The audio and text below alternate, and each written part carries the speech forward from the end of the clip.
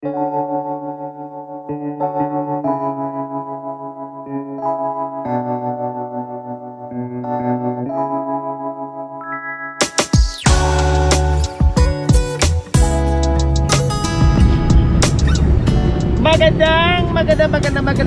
hapon po mga kababayan. Nandito tayo sa bayan ng Binalunan, Pangasinan mga kababayan, dahil nandito na naman tayo. Umaariba na naman ang team ni Madam Lori para mamahagi ng pamaskong hotdog sa mga kababayan natin na walang kakayahan pambili ng buena, ng panghanda. Kaya tayo sugurin natin sila para bigyan natin. Kaya tara mga kababayan, samahan niyo po ako, ang team ni Madam Lori. Let's go!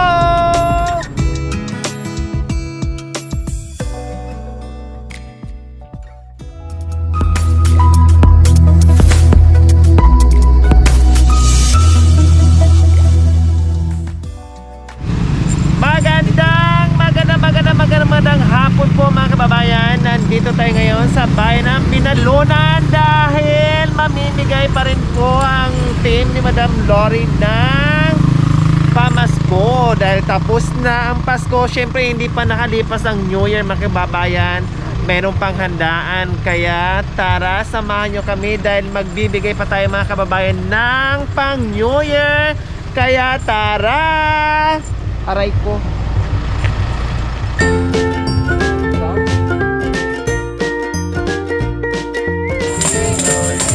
Happy New Year. Happy New Year. Merry Christmas and Happy New Year. Oh, pangalan ni ate? Princess May Rodriguez po. Si Princess. Ilang taon ka na? 27 po. 27. Ilan ang anak? 3 po. 3. O kumusta nung Pasko? Okay, masaya na po kahit kami lang. Katulad po yung isa. Oh, bakit? Bakit? Naiwan po kasi sa Mindoro. 2 years na po kami dito. Hindi kami nakaka-uwi. Ha? Bakit hindi kayo taga rito? Hindi po. Yung bahay lang po ng mama ng asawa ko to. Ibig yung sabihin, taga Mindoro kayo. Paano kayo napadpad dito? Makikikasalan lang po kami dun sa kapatid ng asawa ko. Pero yung mister nyo taga dito? Opo. Ah, okay. Then, taga Mindoro kayo. Opo. Tapos, doon kayo nanirahan. Opo. Pumunta kayo dito dahil Makikikasal lang po. a-attend ng kasal. O anong nangyari? Dito na po kami inabot ng lockdown. Hindi na po kami nakauwi. Kaya naiwan mo yung isang anak mo. Panganay yon? Opo. Ilang taon ka na dito? 2 years na po. Noong December 20. Pwede naman na sigurong bumiyahe ngayon? Wala pa po kami masahe pa uwi. Kumbaga, 2 years kayo dito. Ang problema nyo ngayon kung kailan na-lockdown kayo dahil sa sitwasyon doon sa pandemic, hindi kayo kaagad nakauwi. Ngayon, sana kung hindi kayo na-lockdown, may pera pa kayo noon na pamasahe hanggat ang daming bawal, yung pera na gamit hanggat na naubos, syempre. And then ngayon, hirap na kayo makauwi. Dahil ilan kayo ang mamasahe, malayo-layo yun, di ba? Oh, tapos, yung isang anak yung naiwan doon. Oh, 2 years na. Buti hindi kayo nahanap sa anak mo. Nahanap ko. Kasi ngayon po, January 6, dadayo po siya. Sabi niya, mama, uwi ka kasi wala akong kasama. Sila lolo, hindi naman ako masasama. Nag-aaral. Opo. Sabi ko po, kung makakauwi kami, anak ako, kasama mo, dadayo. Pero kung hindi, wala pa, anak. Dadayo ng alin? Crispy po. Oh, matalino ang Opo. anak mo. Wow, ang galing naman. Umaati ng kumbaga nilalaban ng ibang school. O buti kahit papaano, kahit wala kayo doon, tuloy-tuloy pa rin yung kanyang Pag tinatawagan pagsisipag no, sa pag-aaral. Sabi ko na lang po sa kanya sinasabi, anak, pasensya ka na, wala pa si mama pa, masahe pa uwi. Nandiyan naman sila lola mo. Saan ba ang daan nun? Batangas? Opo, Batangas po. From Pangasinan to Manila, Manila to Batangas, Batangas to Mindoro. Opo. 'Di ba? Ferry boat lang Opo. 'yon. O magkano ang pamasay pag mga ganyan? 3,000 po yung isa pag hanggang dito, Pangasinan to Batangas. Yung mga bata, yung may pamasahe na sila, 'di ba, sa boat? Ewan ko lang po ngayon. Noon, Noon po kasi wala nga, pero nung hindi ko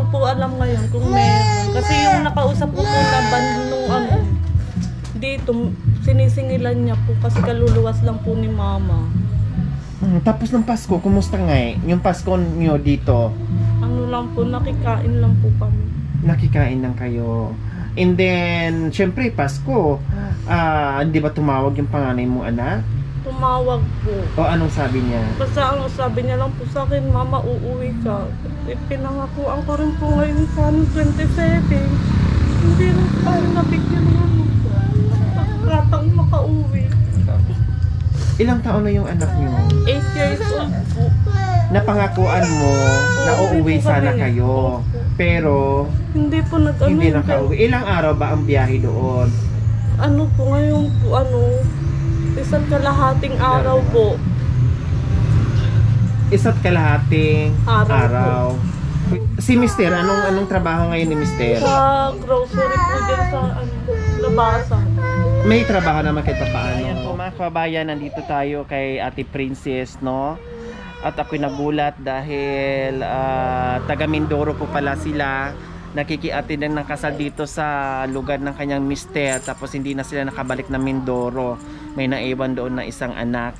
So, syempre, nandoon yung buhay nila, nandoon yung pamilya nila. Kailangan talaga nila makauwi doon.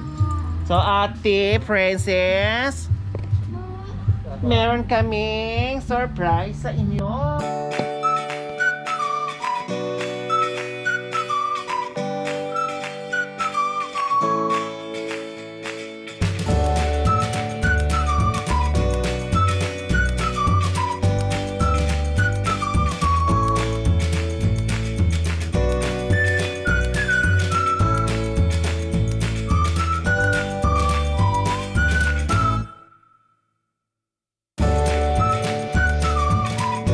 Maraming salamat po sa binigay niyo sa amin. Maraming salamat po kasi napili niyo kami. Walang anuman, Ate Princess. Kahit papaano mapasaya namin yung New Year nyo. At kahit papaano meron kayong pagsaluhan. At bukod pa riyan, meron ka pang syempreng Oh, diba? Hindi lang grocery at bigas ang ibibigay namin sa panghanda, ham, kundi mayroon ka pang cash para pambili mo dyan kung ano pang kailangan mo idagdag. No, Opo. Ate Princess. So, paano kaya?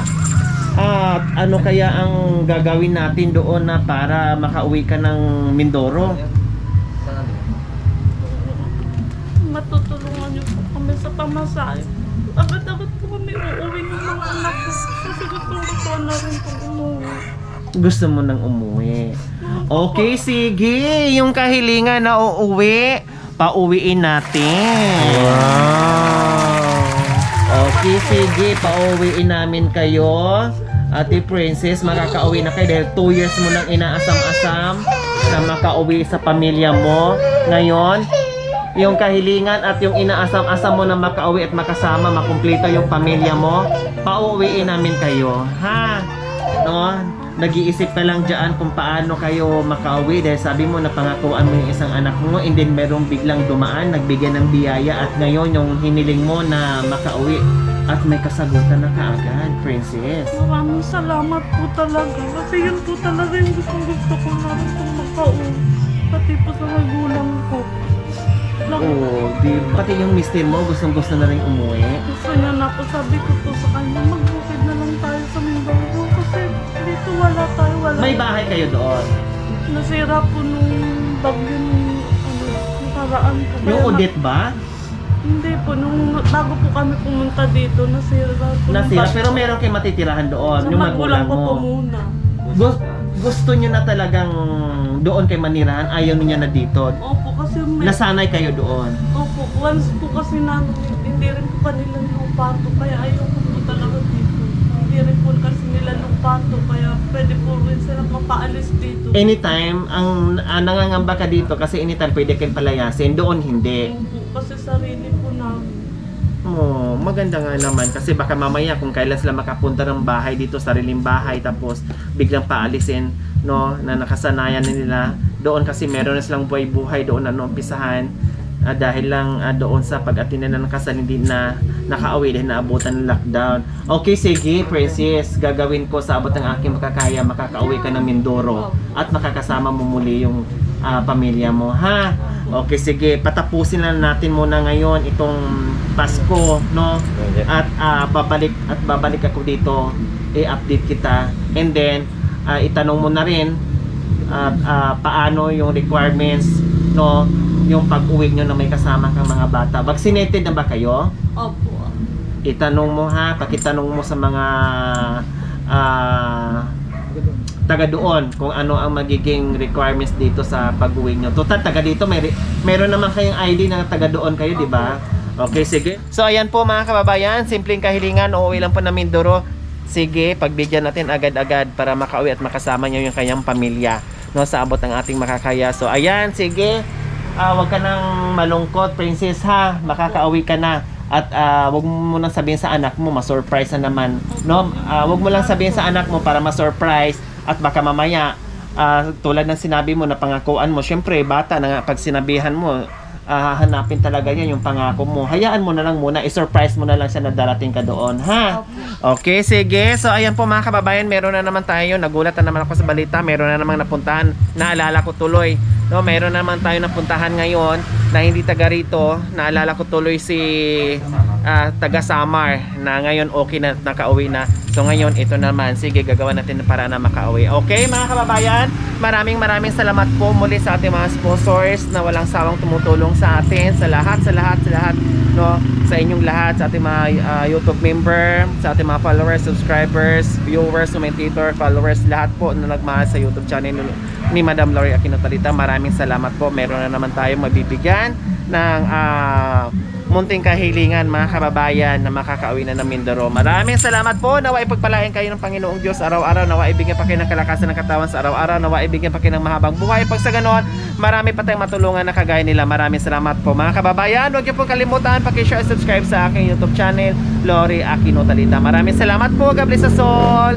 Bye, ate. Oh, masaya ka na ba o malungkot pa rin? Masaya na po kasi meron pa rin, may mga mababae pa rin pong taong tutulong.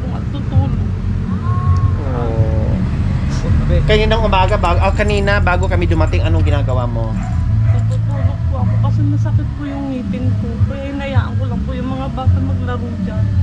Tapos di makakalain, no, na may dumating na bigla at may biyaya. Tapos yung problema mo, syempre iniisip niyo mag-asawa, meron nga kayong kita, 200 a day, 4 kayo kumakain sa araw, 2 ang anak. Paano magkakasya? Paano makaipon para pang uwi yun ng Mindoro, di ba? Sapat lang o minsan kulang pa sa pangangailangan sa araw-araw. Pero ganun pa man, ako'y natutuwa dahil 200 pero nagtitiis sa kagustuhan na ayaw magutom yung pamilya. No? Okay, sige, good luck. Babalikan kita, ha? Okay, dito na kami.